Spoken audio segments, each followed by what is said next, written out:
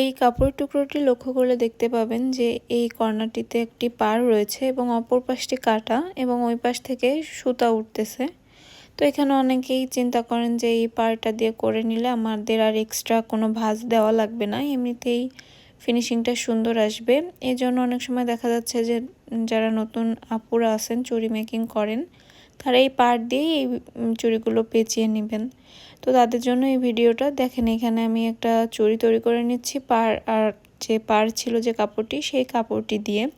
তারপর যখন আমার সম্পূর্ণ চুড়িটি তৈরি করা হয়ে গেল তখন আগে একটি চুড়ি তৈরি করে রেখেছিলাম, সেটার সঙ্গে একটু কম্পেয়ার করে দেখলাম যে এখানে কাপড়টি ভাঁজ করে দেওয়া হয়নি, তাই যে পাড়গুলো রয়েছে ওই পাড়গুলো স্পষ্টভাবে বোঝা যাচ্ছে এবং কাপড়ের সঙ্গে মিশতেছে না, কারণ যে আপনার এই পাড়টার কালার থাকে একটু বেশি ডার্ক এবং ওইখানে হয়তোবা মারটা বেশি থাকে বা এই ধরনের কিছু, তার জন্য।